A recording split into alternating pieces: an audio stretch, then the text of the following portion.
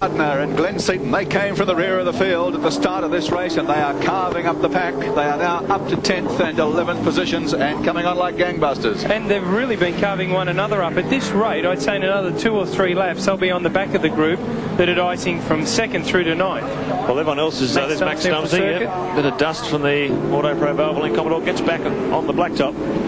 Very quick times for Gardner and Seaton too. Gardner's just on a 1:19.9, so only got operating in the 10s. Now he's jumped up into the 1 minute 10 second bracket, so they're all lapping about the same pace, but Lowndes still maintaining that 4.8 second gap at the front of this pack. John Bower, Peter Brock, and of course Craig Lowndes continues to lead the race, but this is the battle for, well, I guess second all the way back to 10th spot. And it doesn't look like they're giving one another too much room here. Russell certainly is all over Scafie, which is a bit surprising looking at the results in the first heat. Oh, look at this. Brock goes really deep under brakes. Fantastic move. But he's one out, one wide though. Now Bower comes back on the inside. You can see the battle damage and the smudge marks all over the bodywork of that car. Brock would have thought he had him, but he just ran wide under brakes, went too deep. Bower was able to pull in the title line and get back in front. He is one tough customer, John Bower. Brock, as we've seen, trying every opportunity he had to get past Bower. Look back through the field. There's Scaife. Ingle right behind him. Perkins. Jones in the pack leader forward. Johnson. There's Richards. There's Gardner in 10th position. As Seaton in 11th. Look at this. Another one. 220 kilometres an hour. Brock trying everything he knows. Down the outside. But Bower just perfectly positioned. Lap after lap.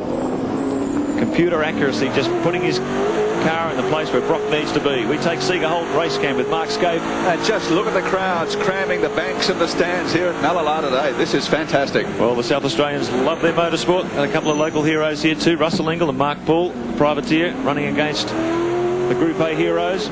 So plenty to cheer on Mallala this afternoon. Look at Scaife working hard behind the wheel of the Seager Commodore. Gets the back wheels up on the ripple strips as he fires out of that corner.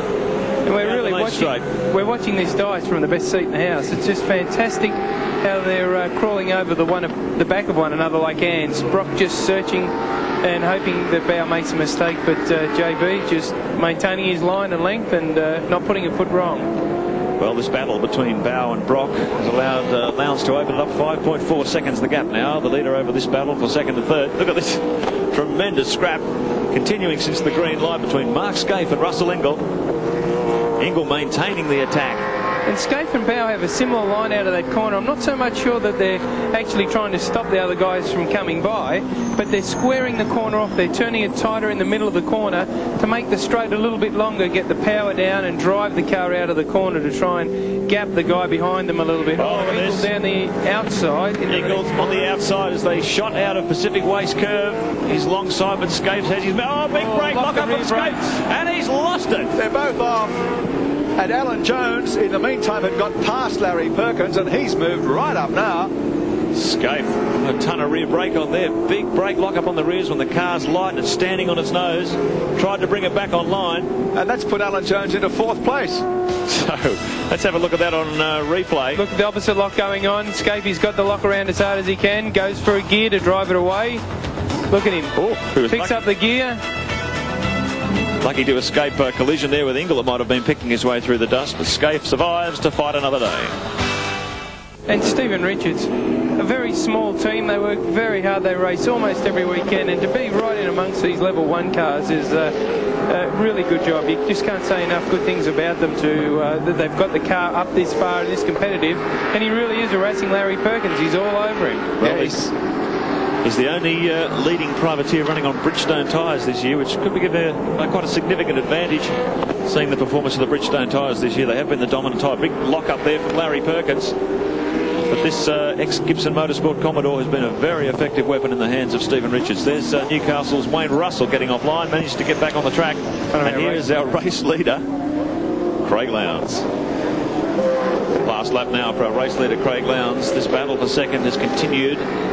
Full race distance. Peter Brock not being able to find a way past, but look at Alan Jones in the pack leader forward, coming right up behind Brock on this final tour. He can sniff a podium position up ahead of him. He's going to try as hard as he can to make something of it, but as you've seen, Brock's had difficulty getting past Bower. I think Jones will find it equally difficult.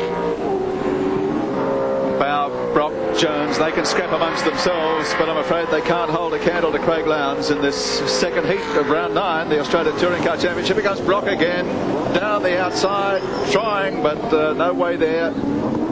Jones right underneath the tail of the Holden Racing 05 car. Well, they'd be impressed with the speed they're getting out of these pack leader forwards. First season in 5 litre and a very, very competitive year too. And they are getting a lot of speed and consistency out of these cars. Final time into Bridgestone corner. Mid-time. Just got to block him out for a couple more turns. There's our race winner, Craig Lowndes, 2 from 2. Bow hangs on for second position. Brock in third and Alan Jones in fourth. And Gardner, a great drive to get himself up to 6th position. Man of the match. Lordy, it's Lowndes again. He takes the checkered flag. John Bow second. Peter Brock in third place. Alan Jones is fourth. And Larry Perkins just holding out Wayne Gardner for 5th. Stephen Richards in 7th position rather. Glenn Seaton is 8th. Dick Johnson 9th. And Mark Scape, after some misadventures, finishes 10th.